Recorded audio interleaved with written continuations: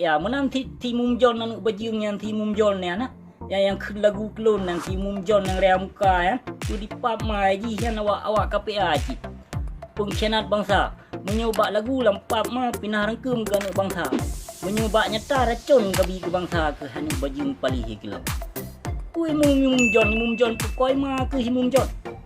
anak bajing memandung perte awak kah ya perte bijih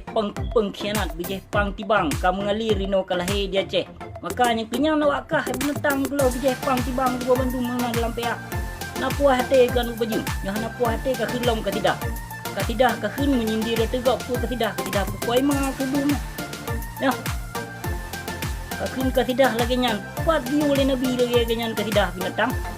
pat iman ke kabeduk binatang putih awak pegalai man awak kah ke memandung hai binatang geloh awak blo bang Aceh awak mengudip atuh nyaung bang Aceh yang ke awak kah hai binatang PA palih kilo haram jadah palih awak kah daripada Yahudi hana dijajah bang Sadroy tapi pengkhianat PA yang dijajah hati bangsa Droy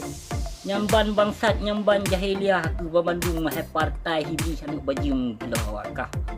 nampak mah kenapa hati ke hotel ku kena lagi nyana haram jadah balik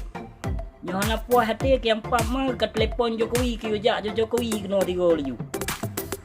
baik awakah ajak presiden awakah kecok kabar kena yang pap mah nanti Malik Mahmud anu bajing raja bungkusnya kecok kabar kena kayu jak kena dia. Daini Abdullah PJC kayu jak kena. So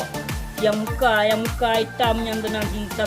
Saman Zakaria Saman ya. Ji pianu bajing yang pi kayu jak kena sikah PJC kajak kena hai breo anu bajing haram jadah palih ia boh senudun.